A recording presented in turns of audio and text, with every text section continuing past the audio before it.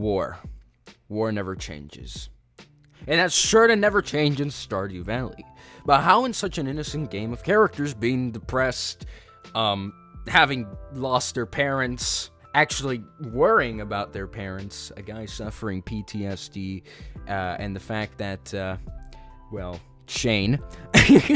Dang, this game is dark. Anyway, let's talk about the war in Stardew Valley. A war that we never really get to see, but is mentioned quite a bit in the game, and that is the war between the Ferngo Republic and the Gatoro Empire. So, quickly before we actually do the video, I did find a video, like just today, I wrote this script yesterday, about the hidden war raging south of Stardew Valley by Lore Valley, and I highly suggest that you check it out. It does have some information that I will not include in this video, such as the fighter planes that Harvey has, but it did actually help me make this video, and this video is going to focus more on what we know and then offer some theories about the war itself. So, just keep that in mind, take that with what you will, but we're going to move forward. There is a map in the game that many people kind of try and look at and see where the Gatoro and the Ferngo Republic is, but we do know that the Ferngo Republic is an island off the coast of what seems to be a continent. Right beneath it, we can assume that it is the Gatoro Empire, and we know that Stardew Valley is on the Gem Sea, which leads to both. We also know that the Stardew Valley is basically like Pelican Town is just, it's on the water. Like, it is so close to the sea. I'm not really sure if we could see the Gatoro Empire from there. But anyway, we know that the war rages on from year 1. As a traveling merchant, all during year 1 does have dialogue where she says that she smuggled the goods from the Gatoro Empire. Kind of questionable, and we'll get into that later. However, by year 2, she makes no mention of this again. We know that she has a shipping vessel, which is kind of like a tugboat. So that's why I would doubt it, and I have a theory for that later. But we know that she does definitely buy these kinds of goods and may actually be able to smuggle goods from the Gatoro Empire. We also know that the Gatoro Empire and that the Ferngo Republic is actually on the offensive side when it comes to the war, because in Sam's 3 Heart Year 1 dialogue, exclusively on Year 1, Vincent does state, and I know that this is a Sam dialogue, but they're kind of talking with each other. Vincent says that the Ferngo troops are being torn to shreds, implying that the Republic seems to be doing some naval invasions against the Empire, but all have either seemingly failed or have had massive casualties. This is likely where Kent had actually gotten captured. And talking about Kent either leaves or escapes the Gatoro camps, but we can only imply that by year 2 he was likely released, considering that the dialogue on the Empire simply ends by that point. We also know that on his 2 to 3 Heart dialogue, he does make mention of the sound of popping popcorn, sounding like something he's heard during the battlefield. We could assume that it's machine gun fire, or some people say it's bombs. I'm more likely to be inclined to machine gun fire, but I could see the point as to why it would be bombs. However, there's a little more information in which he also does say that he was with a bunch of army people, you know, his friends, his barracks, I don't know, his unit, but that he just seemingly can't remember their faces, which is kind of strange. But then looking at the fact that he does suffer from PTSD and does have a lot of underlying conditions with that, I'm gonna give him a little bit of a pass. There's also some books in the library, which the video I mentioned by Lore Valley does make note of, but considering that they're not super important, just to mention that they exist and that they're there, they're not really gonna add much substance. But that's really all that we know of from the Gatoro Empire. We never, like I said, we never directly see it. Apparently, they're very close to Ginger Island and the Fern Islands, or the Fern Archipelago, I believe it's called. But this is the time where we put on our we start snoring a bit of that stuff, and then we start doing a little theorizing. Also, a little tidbit. I just want to say Stardew Valley has like 4 channels, and one of them is the weather channel, which just tells you the weather, living off the land, the fortune teller, and even the Queen of Sauce. So I'm just gonna tell you real quick, with that much of limited info that we have, living off the land is by far the most important one, considering that by year 2, winter 25, the announcer does say that he's going to live off his retirement. And almost all of the year 2 dialogue is extremely similar to the year 1 dialogue. However, they do make a statement that, hey, they're gonna run reruns. Why we never get a mention of the war in the TVs is because they're not really super important, right? We have the Weather Channel, which should just cover weather. There's never any breaking news in it. Or even for meteors, or even the earthquake that happens for very early on in year 1. I don't think the Weather Channel ever predicts it, as well as the fortune teller. What would be the purpose of the fortune teller telling you, hey, war's over, pal? Or even the Queen of Sauce, considering that those broadcasts, their purpose is not to cover the war, it's to completely cover something else. And when it comes to the whole living off the land guy leaving on year 2, he does make a statement that by year 3, it is simply going to be reruns. So we can assume that if any new news came up for the war, there wouldn't be a mention of it, because the reruns are always running post year 2.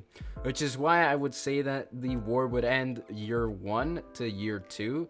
Very early year 2. I'm talking maybe spring of year 2. Mainly because no one ever mentions it, and it's not like it's a victory for the Gotoro Empire or the Ferngo Republic. Not to mention that there is a line that Demetrius does state, in which he does say that the valley is very secluded, as in not much happens, and there's not much here to get a bunch of people riled up. Or just start bringing everyone to the valley, right? We know that for the most part, it's pretty neglected, looking at how the community center hasn't been repaired, seeing as how Lewis has not been kept in check, because he has a huge golden statue of himself and is taxing the businesses like a lot of money. He taxes them like a motherfucker. He doesn't tax you though. He pays you to keep on working on the farm, which kind of goes to show how neglected the valley is. Even if the war came to an end, regardless of a victory or what is very much more likely just a complete draw, a white peace, maybe some reparations here and there, really just wouldn't get to the valley as much or as easily as something like Zuzu City. This is where things are going to get a little crazy, because it is. Considering that development happens within the first 3 years, or Stardew Valley, and time just kind of stops. And the reason I use 3 years is because by year 3, Grandpa comes back, and he tells you, hey, how you doing on the farm? So we're going to imply that stuff beyond year 3 just kind of ends, that you're stuck there forever. I'm going to go on a limb and say that the war ends by year 1 due to dialogue simply disappearing. Something I want to note, however, and this is where I wanted to say that the tugboat that the traveling merchant has doesn't make any sense, is how she gets her items. Yeah, she says she smuggles them, but what if she were to get into more criminal activity? Case in point, the pirates on Ginger Island. Isn't it weird how the player can visit Ginger Island during a war, which you can in year 1. Mind you, it doesn't make much sense considering that the archipelago whilst it doesn't seem pretty far, it would be pretty nice striking distance or even naval preparations for the Empire and the Republic to both fight on, or at least try and plan naval invasions on. So how come we never see it is kind of beyond me. The fact that the island is actually home to pirates and a secret pirate base known as Pirates Cove is kind of strange. And it's more stranger that the ship that, like I said, in the night market that the traveling merchant has does not look like it uses gas, and more so looks like a tugboat, much like her cart. Like, seriously though. In order to classify a sea, the width of a sea can be as big as 2,400 kilometers, or 1,400 miles, and there is no way that a pig with a fez is going to be able to pull her that far. Rather, I'm going to reasonably assume that it can pull her at least as far as the Pirates Cove on Ginger Island, which, whilst it is on the southern eastern portion of the island, it is still relatively closer than the fucking Gotoro Empire. So, some items don't make sense of hers, and this is why I'm going to say that she doesn't genuinely smuggle goods from the Gatoro Empire, but rather goes into Pirate's Cove. Starting off with the one item, the Joja Light. Yes, I'm not gonna deny that some of the stuff that she could get is actually from the Gatoro Empire, but I believe that she actually buys her good from the pirates, and the pirates are actually pirating off of both sides, which is why we see them squatting on Ginger Island, as well as why they have a secret entrance to get into the cove. It's because the pirates are attacking both merchant vessels, which is why we can see a Joja Light when it comes to the traveling cart. Another thing I want to say is that JojaMart is a megacorp in the Republic, and Morris's Steam description, or the description for JojaMart, does state the Pelican Town JojaMart is Morris's first store as manager.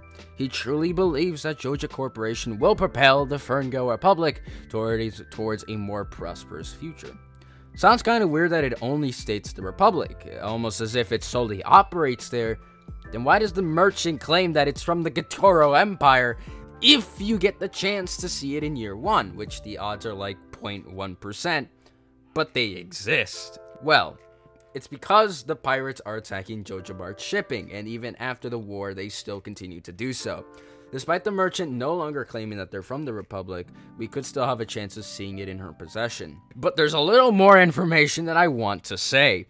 This rabbit hole doesn't end here. The theorizing of loose theories doesn't end here. Ever wonder why JojaMart is somehow a megacorp? And I mean a megacorp. Take a look at their wiki and it'll say JojaMart is a megacorporation that seems to cover shipping, warehousing, distribution, mining activities, emergency medical services, and energy drink production. I know it doesn't say this, but you can also add construction and repair on that list, cause man do they fix the town right up if you go down their route. And I know it's a little deviation, but Morris has to be an engineer to actually overlook the construction of restoration of the stuff that we have to fix. And the construction part comes from building up the greenhouse, meaning that he's not only a store manager, but also somehow went to college and got a certification for being a general engineer. So nice on you, Morris. You get a brownie point. Anyway, with JojaMart seemingly controlling so much of the market in these areas and being able to put out a lot of businesses and even wanting to go farther in their imperialist ideals, I don't think it's bold to assume that they have some deals with the Republic to make this happen. And I think that they're taking advantage of the war to do so. I mean, if there's a better time to capitalize on gaining more power in the market or politics, it's war. Ever heard of war profiteering? I think that JojaMart is slowly and is trying to slowly control all of the small towns and cities in order to overthrow the Republic. And I know what you might be thinking with that, it's whack as hell. But it's even in their motto, join us, thrive. They never make any mention of the Republic in their motto, and when it says join us, it feels like they're trying to say something a little more than come with us, be part of the company, be part of our corporation. It sounds more like join the corporation or else. Not to mention the fact that they must have some technological advancements, considering that they do have an auto-petter which is patented and distributed by them, which means that they either might be stealing patents, stealing inventions, or they are making the inventions themselves, which means that they are technologically advanced. What's also kind of weird is that them destroying the community center for a warehouse further cements this kind of whole thriving and joining us idea, as a community center in real life and even in the game is often seen as people to interact with each other and do stuff. JojaMart destroys it completely in favor of their warehouse, almost as if they're telling the community to disband and join Joja. Ultimately, this can go even farther with how the economic strain Joja has on the valley, which leads to Pierre's shop constantly having to deal with possible losses, Harvey not being able to keep his clinic open, Clint constantly telling you to upgrade his tools for cash, and even the fact that Morris never fixes the fucking bulletin board, which in the normal community center route actually offers you friendship. This demonstrates that Joja is simply out to control the valley and other towns in the Republic without caring about who it screws over. Ultimately, whilst the war may have come to an end by year 1, it seems that JojaMart ultimately is the winner of it, as they now have more power and are stronger, being an integral part of the Republic's economy. If the Republic attempted to disband them or break up JojaMart, Joja could simply destroy it. By helping Joja, you are helping a more mega corporation get closer and closer to overthrowing the Republic. A Republic who has lost so many men fighting on what seems to be a pointless war. A Republic who could not secure a small island like Ginger Island and left it for pirates to squat in. A Republic who has left its troops scarred from a war. A Republic who let a corporation whose only interest is money and power get out of hand. A Republic that is ultimately close to failing by the time the war has ended. Maybe I'm a little whack, maybe you still don't believe me, and that's perfectly fine. This is, at the end of the day, just a theory, but I would like to at least I want to leave you off with a bit of a different perspective on the war itself, on the lore of Stardew Valley, and on the perspective and the way Joja is when it comes to the game. Joja is not your friend, and once you join Joja, you join a corporation that all it wants is simply money and securing its bottom line. Well, that's about it. Thank you guys so much for watching. I hope you did enjoy this kind of new video. It is a jumping off point for a bigger video that I want to make, but for now, this is what I'm going to be doing. Thank you for everything. Thank you for watching, and bye-bye.